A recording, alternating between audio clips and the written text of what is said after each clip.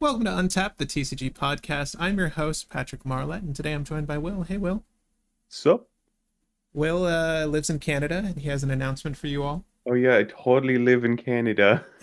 And that one of one ring is not in either of our possessions, sadly. You might have heard this news broke while were we on vacation at this point? I mean, Yeah, I was up in Ohio, and I know that you were somewhere as well.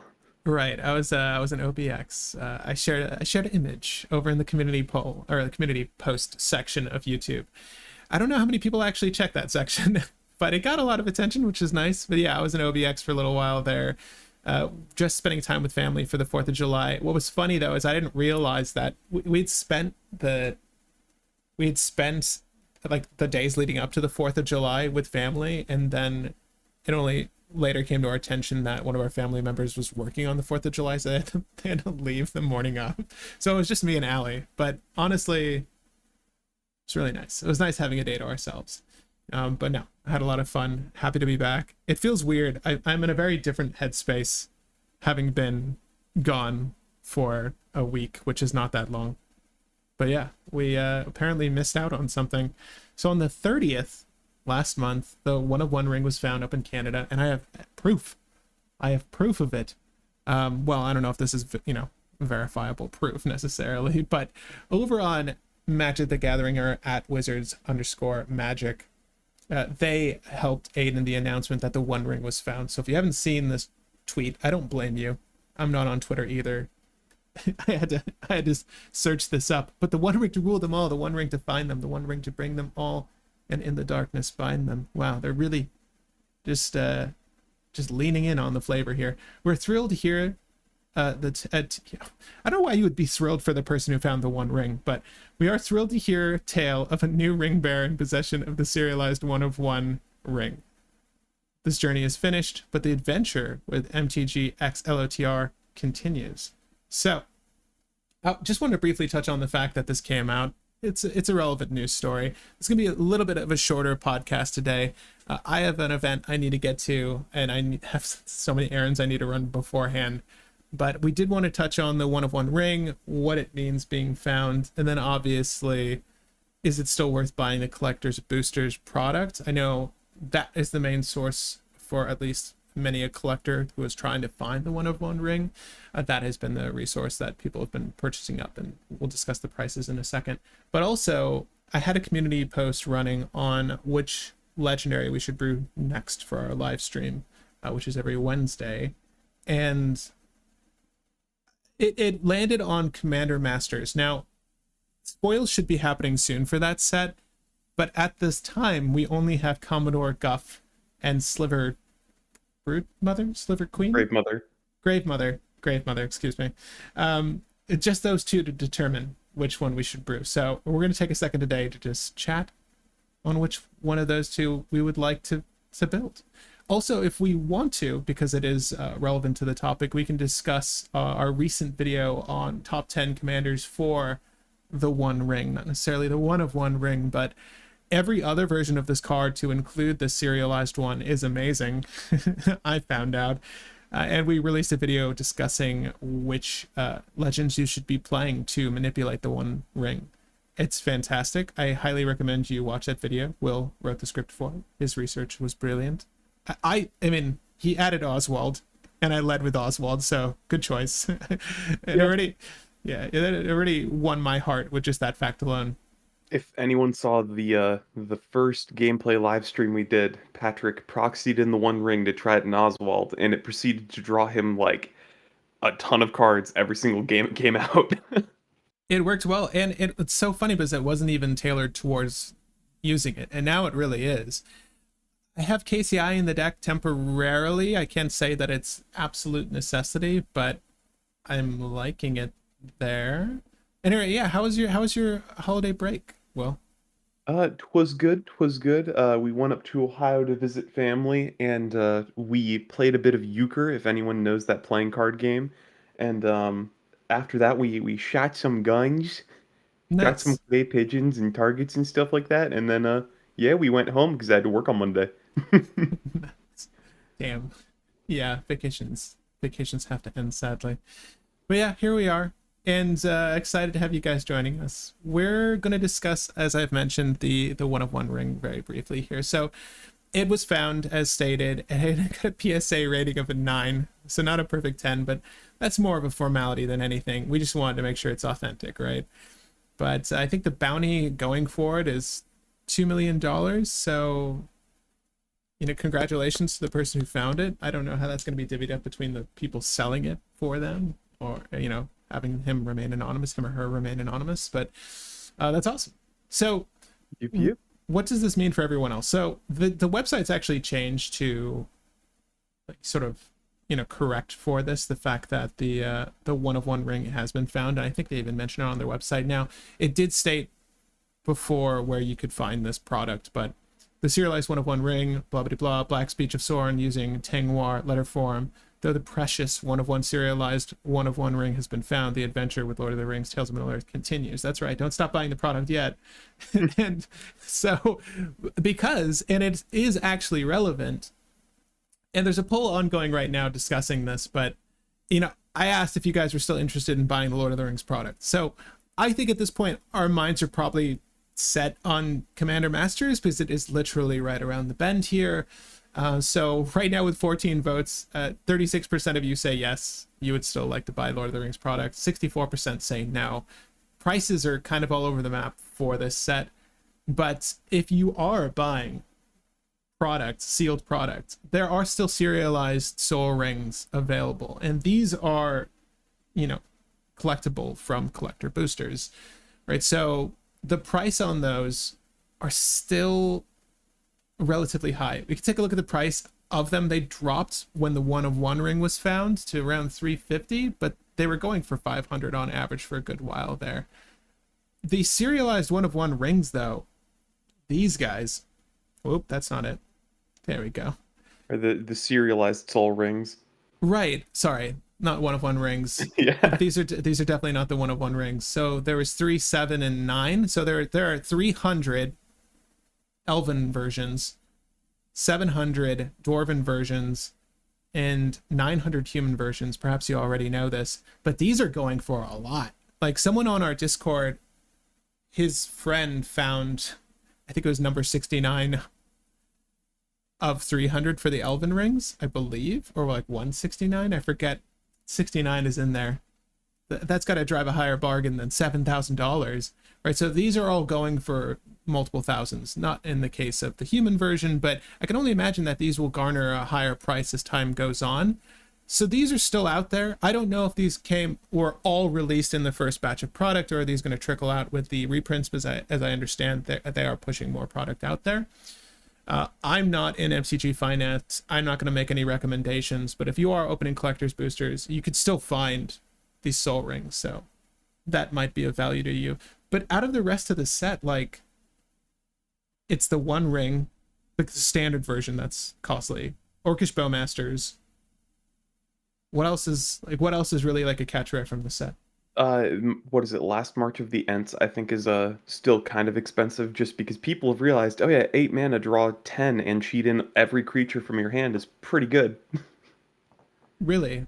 Yep, people are running it in cEDH, even in decks that aren't like Selvala, because it turns out that cheating in a bunch of decent creatures is pretty good. I'm impressed that people find that playable. I like that people are running it. That's really interesting. I mean, I guess if it works for Peer into the Abyss, but Peer into the Abyss is like of a different. Yeah. But is it more than Peer into the Abyss? Well, Peer into the Abyss is super cheap because it's Right. a rare, but Ents is a mythic. Oh, is that true? Yep, Last March of the Ents.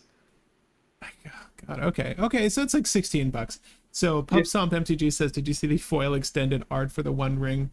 I did. So I have a tab open for TCG Player right now. So we were looking over the graph here. Prices are around $400 for this collector's booster, like sealed, still in the shrink wrap.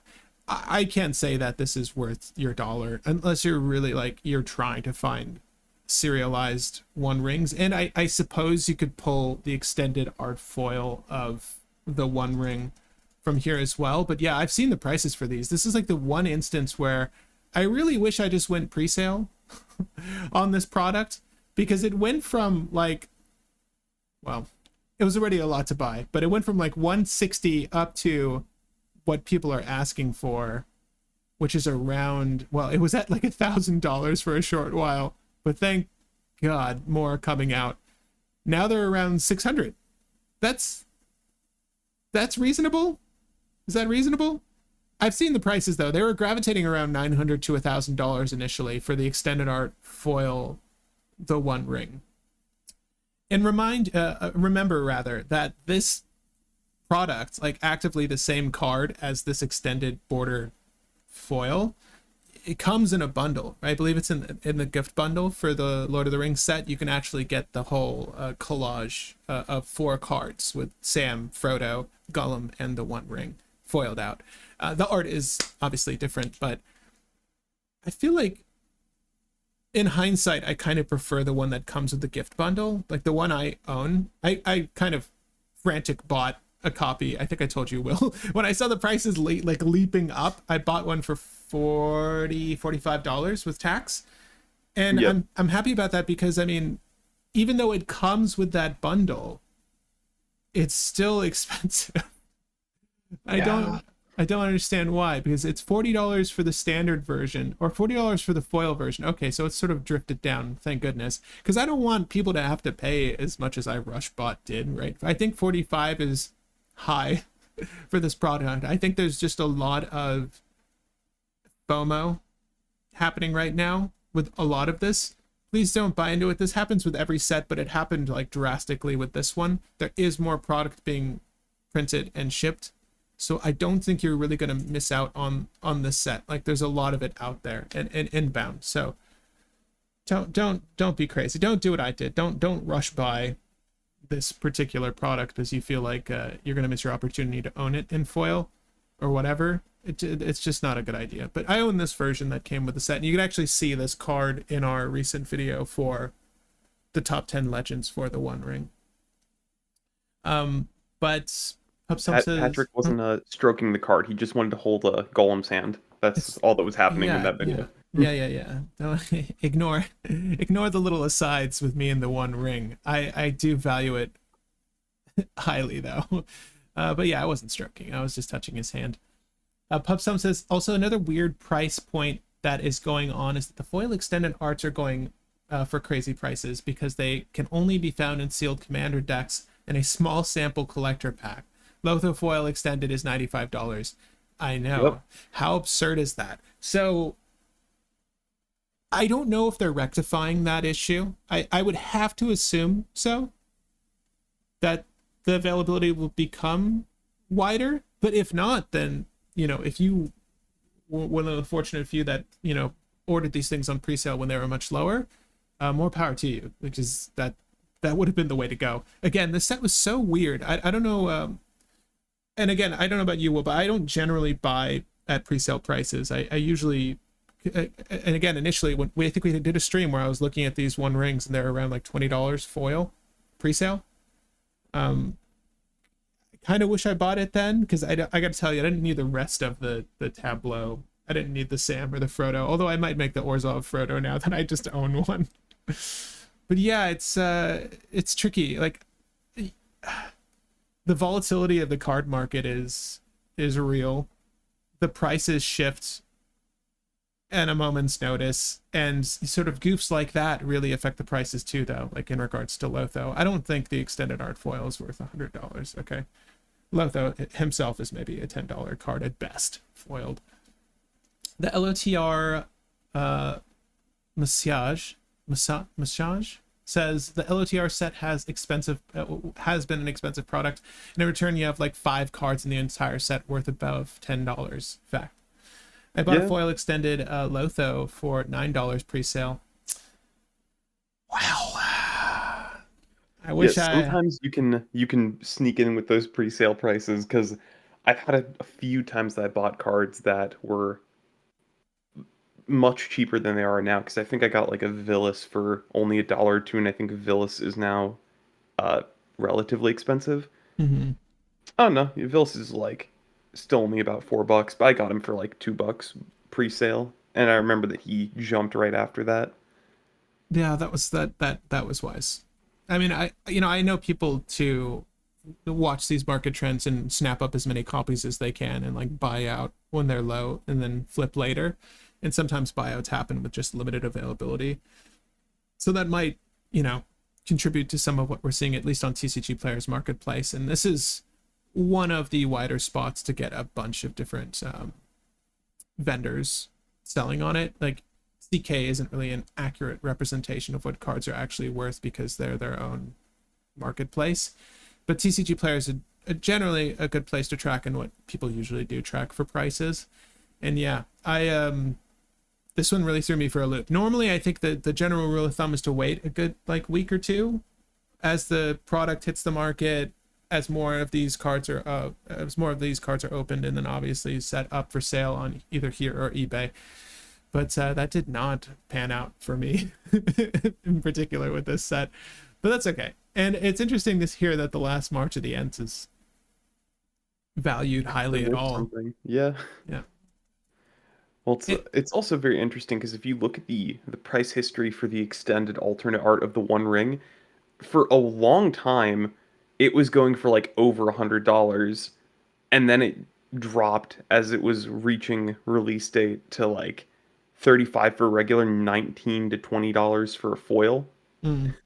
And then it has slowly been climbing back up. So it's a weird case where, yeah, if you bought it pre-sale, it was probably going to be expensive, but then it dropped right after pre-sale, and then you could buy it for like $20, and now it's up to 40-ish. It's interesting to see like these Nearman foils selling for $500. That seems to be where the market wants it. Someone bought it for $700. I mean, again, it's effectively the same card no matter which version you get, so don't go overboard unless you can afford it, I suppose. Unless you want that weird flex. Yeah, I mean, I don't think they have the serialized soul rings on here, do they? Maybe they do. Maybe? Okay. So there's a couple of listings, because I know, we looked at Star City games earlier, and their prices are 1,800, 2,800, and 7,000 respectively, based off of the quantity of these, so humans, dwarves, elves. But there are no elven ones on the market for TCG Player, but there are 14 of the dwarven ones at 2,500 and 8 of the human ones for just a little under $2,000. And the last two sold for $1,975 and roughly $1,400, which is really crazy to see. And there's some time in between these sales, mind you, so like it's not like they're selling like hotcakes or anything. Like people aren't itching to buy these, but I can't help but feel like the price is going to be sustained on these. Not if you're playing them though. Maybe get your copy graded and like leave it in a hard case, but it's crazy to me. I don't know. I don't collect or buy product this way, Will. I don't know if you do. Like all the cards I buy, I play. And there's like a bunch of like nice stuff in my Oswald deck that I just shuffle up and like hand off to people all the time. But maybe I should be collecting serialized cards. Maybe I'm doing this wrong. I have a beaten up Lion's Eye Diamond that I just have sitting unsleeved in my room somewhere. So I'm just like, I'm gonna be using this. I don't care what condition it's in. I don't use my LED, but I have one. However, it is sleeved. Like I did bother to sleeve it. I mean, like I'm aware that it's a desirable card. I'm just a savage. I'm just a savage. I don't care. I don't mean that as like savage. I mean that is ooga booga savage. Also, did you see the price of just this? Like, okay, wait. Okay, this is gone now. But what is this? Are there unserialized versions of the Sol Ring? I don't know. Or was this just a mishap? Because on TCG Player, I'll get rid of our faces so you guys can see this. Like they have the Elven Lord of the Rings, Tales of Middle Earth. Like this has apparently been selling for around 325 market price, and then buy list market price, and then market price at around $640. So like I was a little confused by this copy of the card on their site, but apparently whomever bought these got a great deal, because I assume these are serialized. I didn't unless they were selling unserialized versions of this. It also adds to the confusion, at least for me, seeing the commander set symbol here, acknowledging that the serialized versions are coming from collector boosters. Yeah. At any rate, I bought a foil extended. Yep. Bundle prices are good leading indicator, meaning single prices will follow price direction of the One Ring, says Vegan Economist. Yeah, if you guys are MTG financiers, then please, you leave your advice in the comments, because this is a part of the game that I've never played. I don't think I have. I mean, there are certain cards that I've spec bought in advance, feeling like their value will rise in time, and I'm sitting on a few cards like that. I know Justin's done that with some reserve list cards, but like he has I like did with Mox Amber. I bought like 5 Mox Ambers for $5 each, and now they're like much higher than that. I think they're like 40 to 50, somewhere in that range. wise. Yeah. Oh wow, actually more. So oh wow, the Brothers War copies are. I did not know. How did I not know this? I have a foil of like the other version, but you can get a brown border Mox Amber for $60 foil from Brothers War. I had no idea.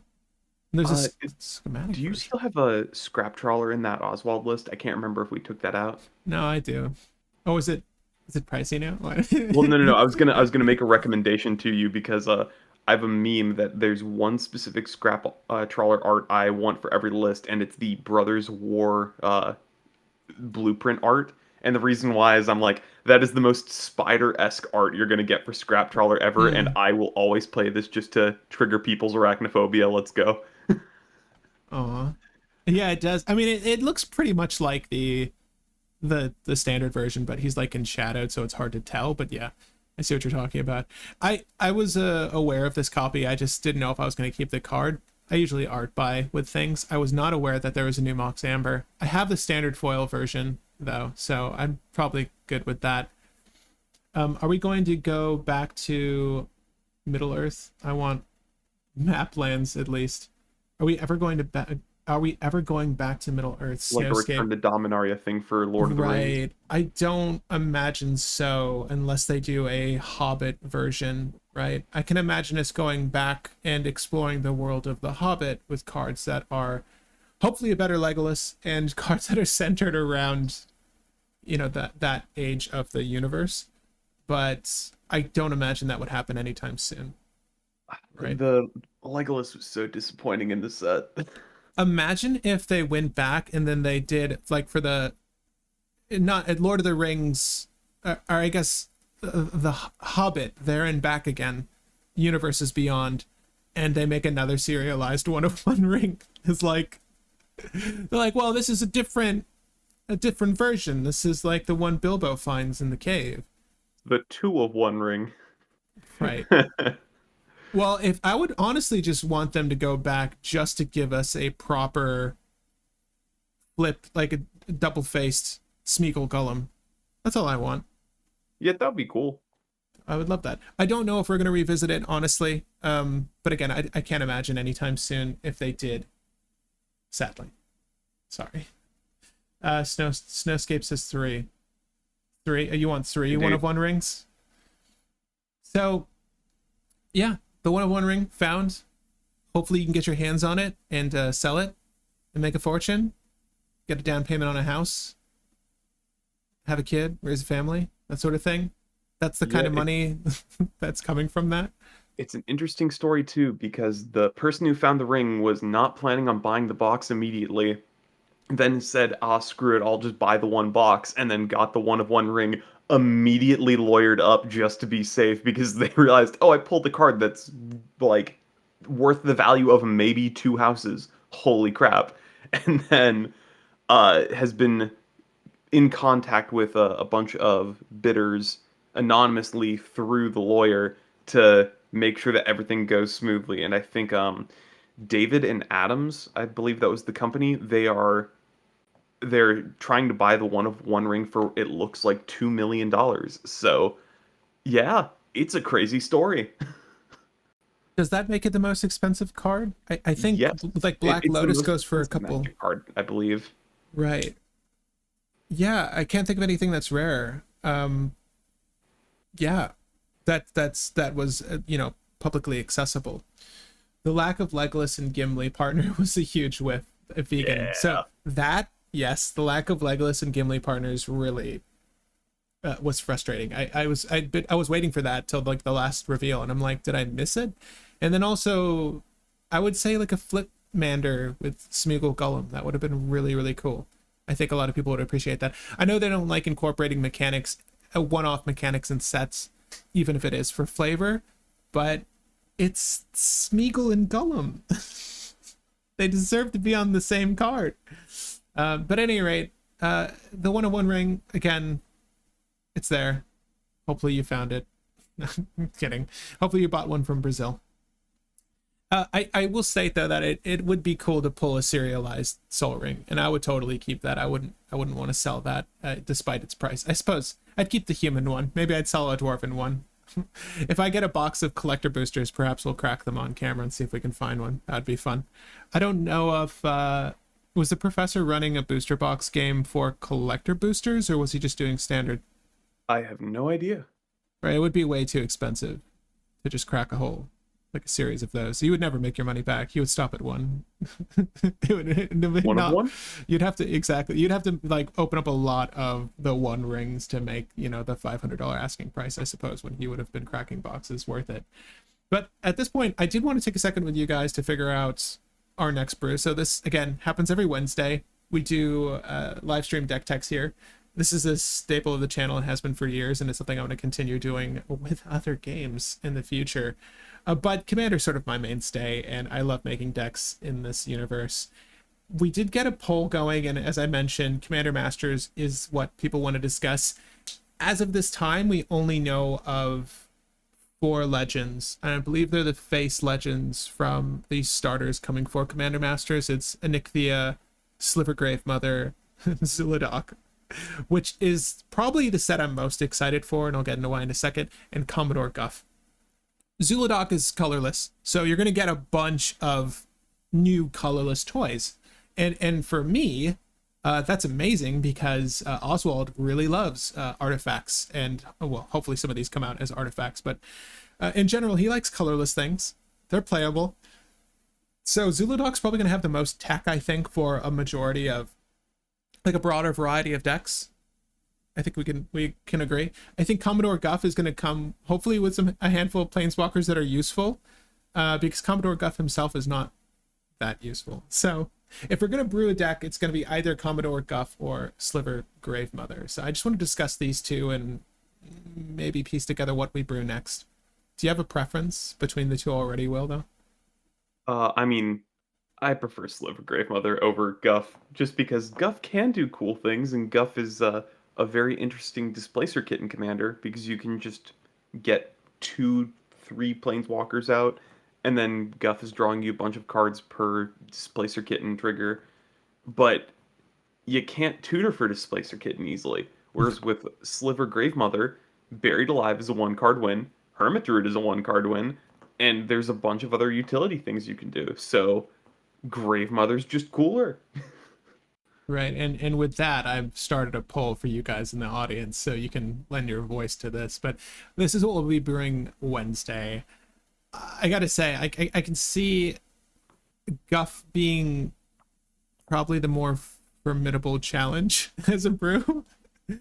I'll go ahead and read this card just so you can get a baseline of what they do. But it's 1 in Jeskai, 5 loyalty counters, so you can do the -3, arguably the thing you want to do. At the beginning of your end step, put a loyalty counter on another target planeswalker you control. So it can't be himself. That kind of sucks, in my opinion. I don't think it's that broken to put a loyalty counter on a thing. But, okay, Sarah. Who lets you use loyalty abilities at instant speed? Isn't there Teferi. There's one Teferi that does it, and there's the Wanderer, the one with Flash, that when it enters, you can use a loyalty ability that turn.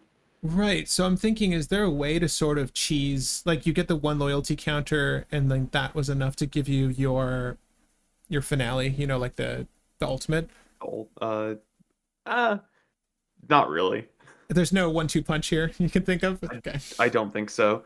Um, Yeah, I don't. There's nothing I can really think of. Also, can I just say that that triggered ability 100% should have said proliferate instead of the rest of the text. That would have been totally like fine. Still, yeah, ultimately playable. I get what they're trying to stay like super on theme here, but like a proliferate commander in that sense would have been super cool. I mean, obviously way more usable because the one rings burden counters do multiply them, add more, which Ring. what exactly. I look at every legendary now and I ask myself, can it play with the one ring? So it's plus one ability is you create a 1/1 red wizard creature token with tap, add red mana. There is a red dork that does a similar thing, except she's better because spend this mana only to cast planeswalker spells. Why it's limited to red, I can't tell you. I can't. I'm sorry.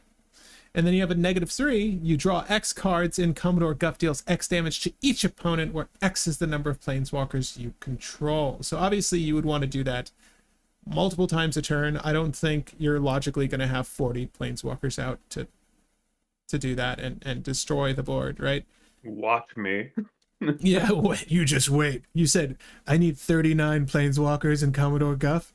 Well, I got 99 card decks, sir. It's like, right. You gotta. I have that kicker Jace that lets you make a non-legendary token copy of him, and I'm gonna Cloudstone Curio him to cast him infinite times to make infinite planeswalkers.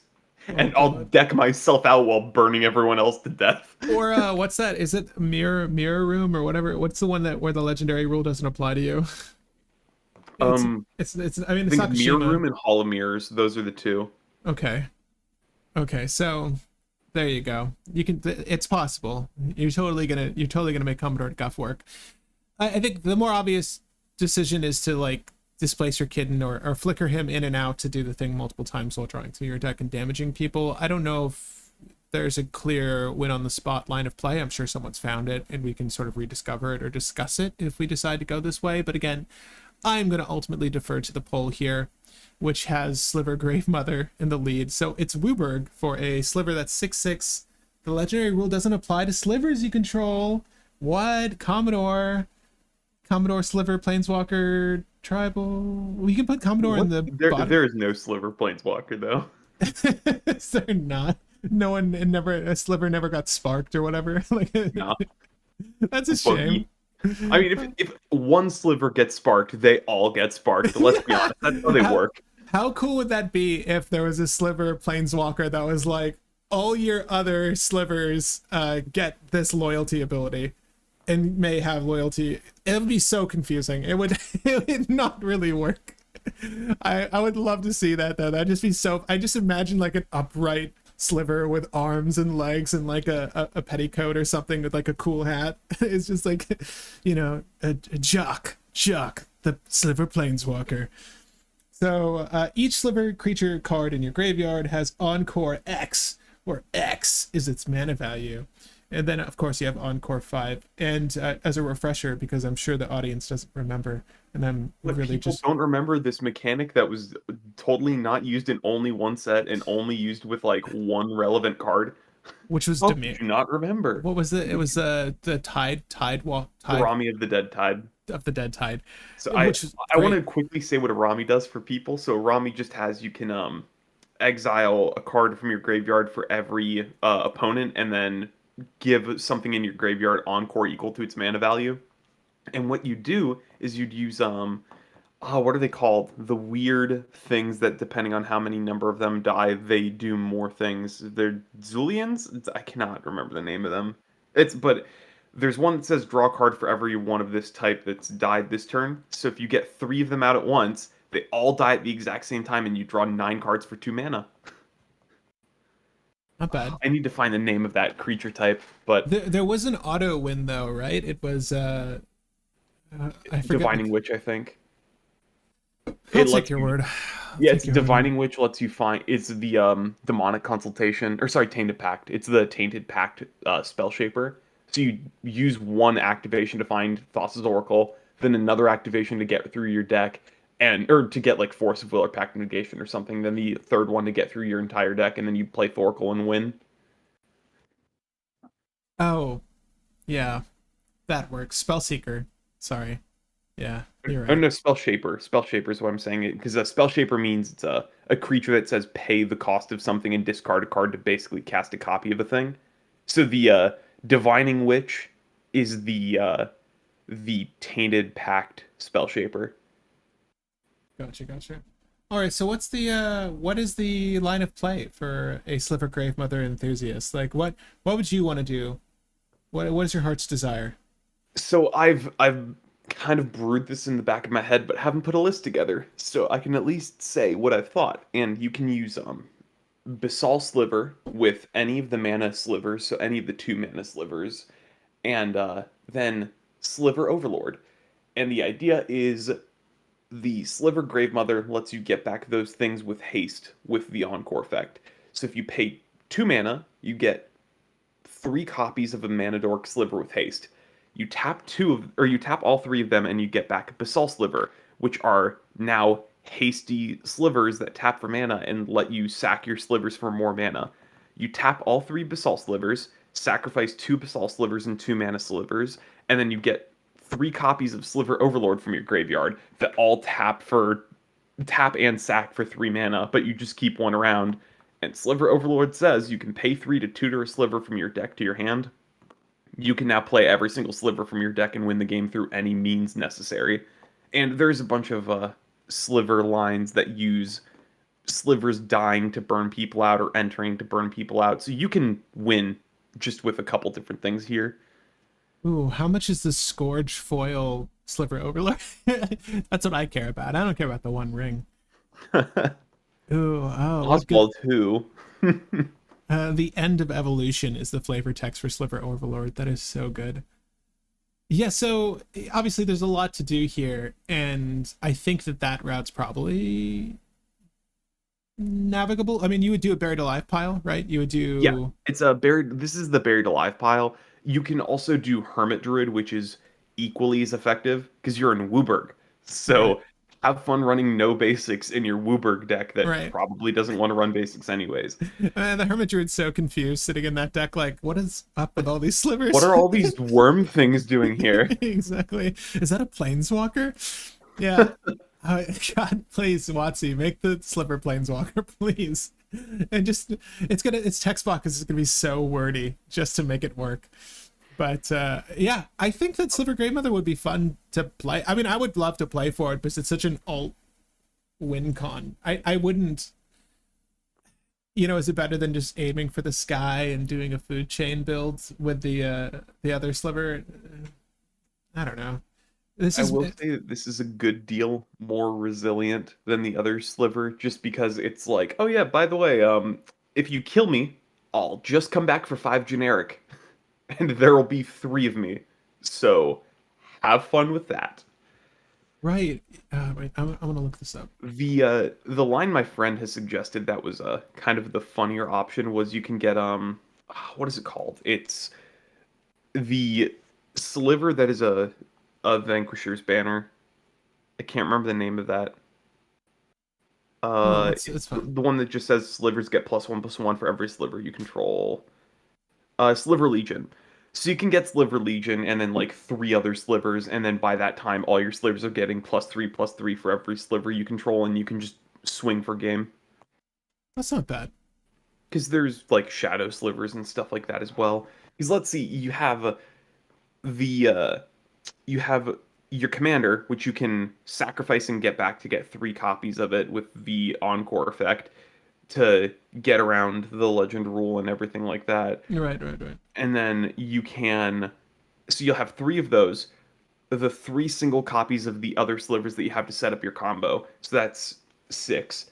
3 copies of Sliver Legion, which is 9, and that's +27/+27 to each of your slivers.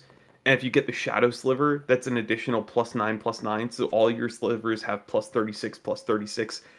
And then you have, what is that, 9? Yet you have 9 slivers with +36/+36 and Shadow. Right. And you win. Probably. Oh my god, Yeah. the art on Shadow Sliver, by the way. I mean, I think I've convinced myself what I would rather brew Wednesday. Yeah. I mean, I've looked into no Commodore Guff tech. Want to explore that at all? Is there a reason? So 62% say, wow, it's not as high as I thought it would be. But yeah, 38% want to see Commodore Guff, 62% want to see Sliver Gravemother. I think Sliver Gravemother obviously has more potential. I would say that the deck kind of makes itself. Like, obviously, it's Sliver Tribal. I love the fact that the legend rule doesn't apply to you. That's so relevant. But yeah, just a one shot. I mean, I guess the only thing that could stop you is someone running like a Orm's Chant kicked. And you're like, oh yeah. It's like, you're not allowed to attack with those. So like if they go your way, just, stop them. But Well, I mean, if they do Orm's Chant kicked, you can get the sliver that says all of your slivers have flash, and the other sliver that says when a sliver you control dies or enters or something, you deal damage to people. Let's see if I can find that sliver really quick. But there are options. You don't need them, but there are no. options. So you do make a finite amount of mana with that mana trick you were recommending earlier, right? With the Yep. right. So I was gonna say like there is the spectral sliver that just lets you all slivers have two. This creature gets +1/+1 until end of turn. Like if you made infinite mana, you could just also make a smaller army, ridiculously powerful. Yeah. Also, it's a lava belly sliver is the sliver I was thinking of. Slivers you control have ETB deal 1 damage to target player or planeswalker, and you gain 1 life. Well, not bad. Yeah, not terrible. Because you're gonna have a sliver enter, then sacrifice it, then get 3 copies of it back, so you can burn people out really quickly with that. But I think the Sliver Legion plus Shadow Sliver is probably the best option. My gosh, this looks like so much fun to own. I obviously would take this a cEDH way, but part of me just wants to do non-cEDH things. Just looking at all these slivers. Yeah, This is that's probably how slivers feel. Like that is the Sliver moniker. what just have fun. Yeah, just have fun and do the big dumb thing. Right, yeah, this is the most Timmy Wooberg list I've ever looked at. It's super tempting. Like I would love to own something like this in paper. Maybe I'll paper this one out actually. This is the because I've been contemplating making a list in paper, and I assume that all these slivers are expensive to some degree, right? Or at least the ones that are playable. Most of them are actually pretty cheap, but there are some that are very expensive. I think the Wooberg ones are very expensive, but the rest of them are pretty inexpensive from what I remember. Because Okay. let's see, yes, Sliver Queen's expensive, and then it goes the first sliver is like $30. Oh, The damage draw sliver is like 26. Sliver Hive Lord is 17. Magma Sliver. The Oh yeah, I forgot Magma Sliver is a thing that people actually like to run. Um yeah, it's a Gale Rider Sliver is probably the most expensive one that you'll run other than I think like oh yeah, Legion is cheap too now. I forgot about that because it got reprinted in a secret lair. oh wow. Gale Rider Sliver is 10 kind of bucks? $10 for a standard copy, but you 10 gotta. bucks for a 1 mana 1/1 flyer that gives your other things flying.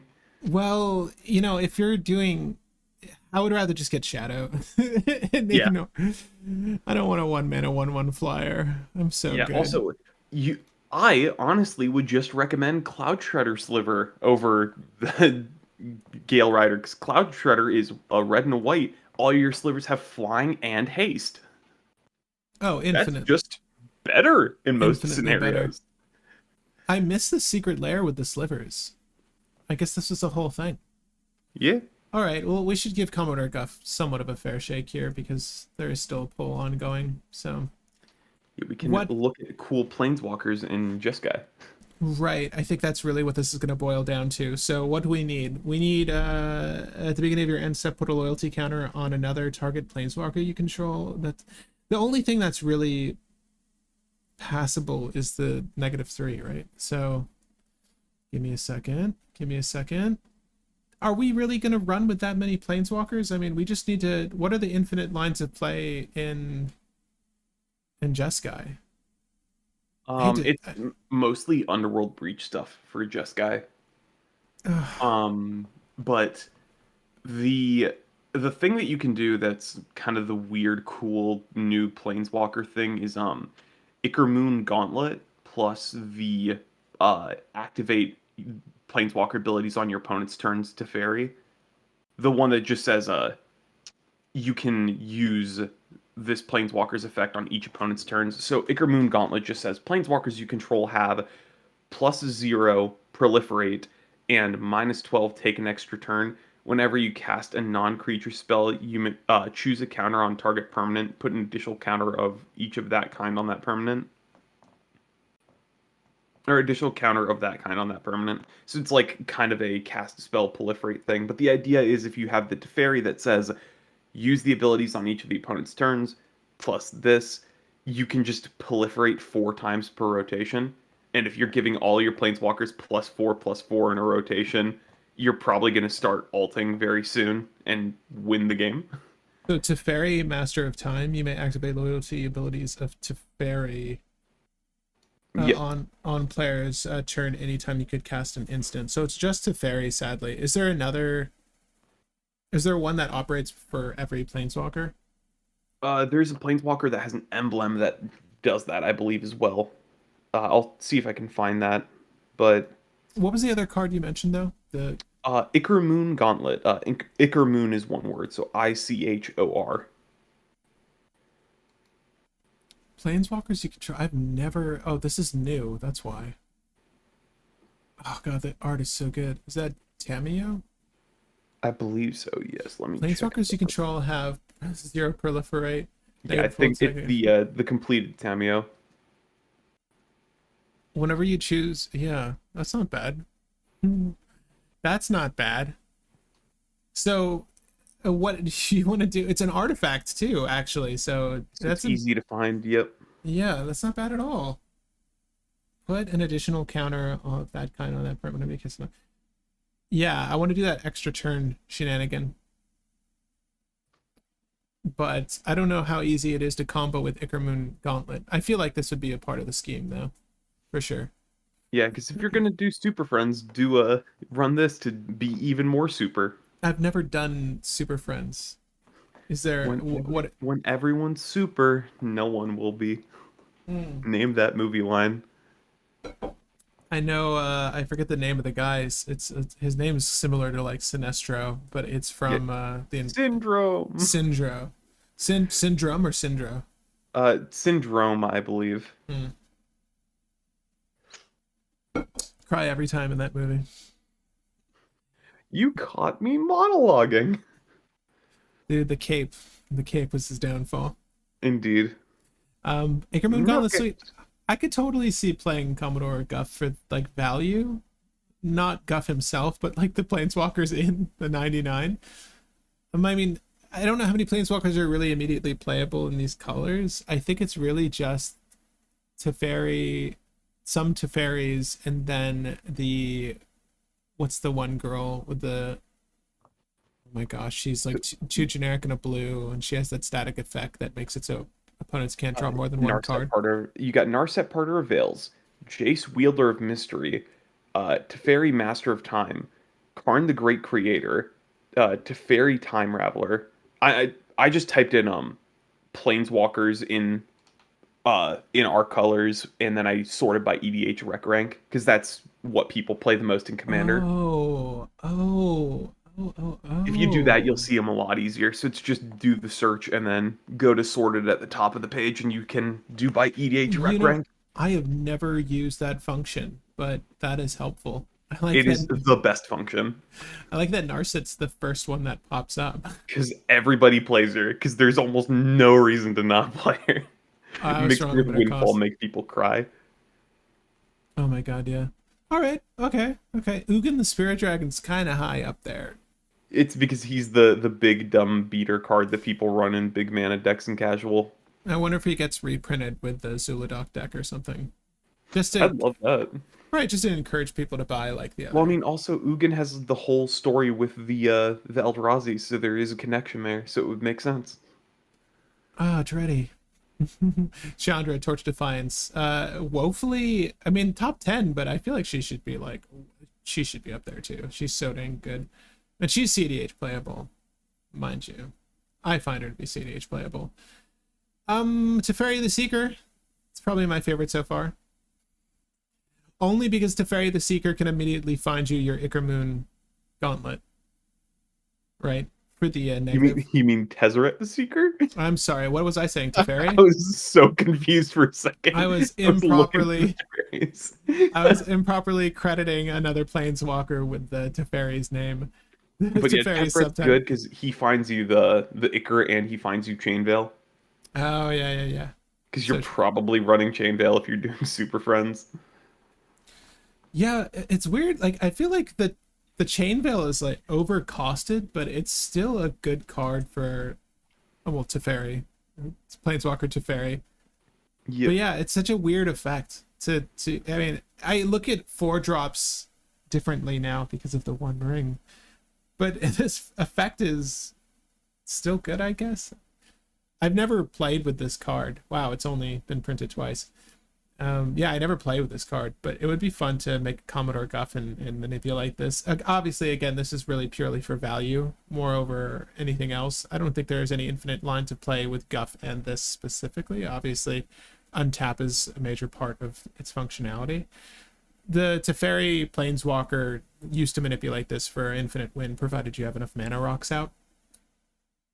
But let me see if I can find that one. Temporal Archmage. He fell out of favor, though, really quickly. I feel like cEDH has evolved, like, very quickly. Because we've gotten low-cost combo lines, so having a build-around commander with a card that requires you to play for or pay for to play this, then pay for to activate this, and then have enough mana rocks that you can keep activating it is a kind of eh. I've never seen this Teferi. Whenever you draw a card, put a loyalty counter on Teferi Temporal Pilgrim. It's because he's relatively new. He's from he's from one of the recent Dominaria sets, and he's pretty decent. Pretty decent, but 5 mana is a lot. Yeah. I gotta say. And there's another Tezzeret. I'll name him accordingly. I think... Okay, so we got 12 votes in, and it looks like Sliver Grave Mother's coming out on top. I'm about to end this poll because I don't want it to get any closer to Commodore Guff territory. I don't want to encourage people to... Not rigged? Oh, we completely forgot? Freaking Dak Faden. Dak Faden, let's go. Wait, Dak should have showed up by now. Yeah, Dak is like a top 30 or 40, I think. Just because he doesn't see a lot of play in casual, but he sees a good amount of competitive. You know what Dak Faden's really good at doing? Stealing the One Ring. Yeah. Wait, where's my boy Dak? That's so... I'm just going to look him up. He's like line 10 to 12 or something like that. He's pretty far. He's on the right side. That is a shame because he's one of the better Planeswalkers in my opinion.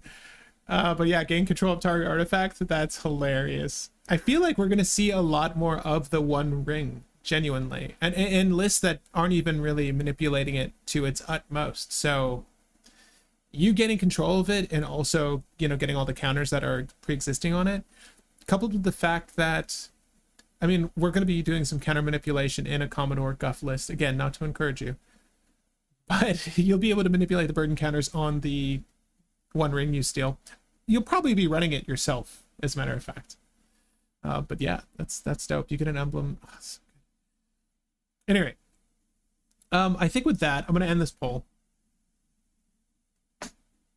We're gonna go with Sliver, the Sliver Grave Mother, as our next brew, and I'll get something up so that you guys can see this on the channel.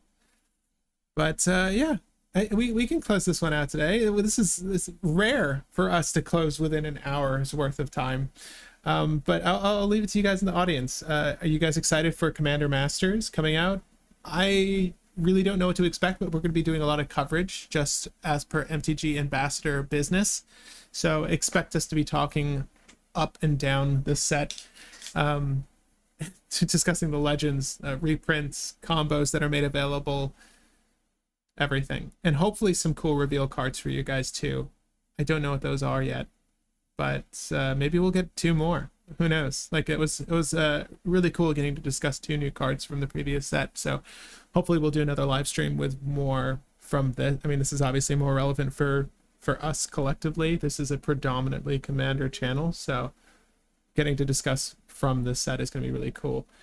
We've seen a handful of cards again from the set already, and there's only so much over on Scryfall right now, but again, it's right around the corner. Sliver Grave Mother is next, and then hopefully we'll get more things that are jankier, let's just say. You know, I like to brew stuff that's off meta, and 5 colors is very much on meta, although the strategy here is different, to say the least. Any closing thoughts, Will? You wanna leave the audience with a little something for their thoughts? I'm looking forward to seeing if we have alternative commanders for each of these commander decks, because it would be very cool to see if we can get different sliver pairings, more colorless commanders, and an enchantment commander that can actually combo. Yeah, Nixia, the Nixia. I'm Biggest actually. tease ever. Looks like the best combo card in existence and has no combos. It's such a shame, but you're right. The legendaries that are going to be in these precons, probably the most exciting parts of them. Imagine if we get like a partner pairings, like colorless partners. That'd be so funny. I would love to see like playable colorless partners. Like, you know, maybe if you brew with them as your commander, you start with X color, and then they just have like generically good effects. We'll see though. I'm very curious to see how they build out those precons, because the commander precons have historically come with good cards. So I'm excited to see what we get here. For I sure. would love to see more pure partner cards in those kind of sets, because I was so hyped when we got Yoshimaru Ever Faithful as a Hmm. card in Kamigawa, because I'm like, wait, we just got a random dog that has partner. Yeah, yeah. That's awesome. Can we keep doing that? Yeah, I mean Yoshimaru's I've not brewed with Yoshimaru, but I would honestly love to. Whenever another legendary permanent enters the battlefield under your control, the One Ring. Put a +1/+1 counter on Yoshimaru, ever faithful to Sauron. But like the art for Yoshimaru is amazing. But yeah, it's cool. I wish we would do more stuff like this. Now, and you mean specifically partner, not partners with, for Yeah, these. like just other things that it's like, oh, this is a partner card. We've looked at it and looked at all the other partner combinations that you could have with it. There isn't anything insanely ridiculous, so it's safe to print this as a partner card. Yeah, yeah. Like no more Timnas. That's what you're saying. Yeah, no more Timnas, no more Kodama of the East Trees. Well, I mean, they've had plenty of experience doing this now, so I feel like they're going to get this set. You know, I mean, Commander Masters is going to be very promising for us. So I'm super excited to discuss this set. But guys, I'll leave you with our closing screen and our best wishes. We'll see you. I'll see you Wednesday, and of course, you'll see more content on the channel for this coming week. I might do something from One Piece this week. We'll see. I'll see you guys.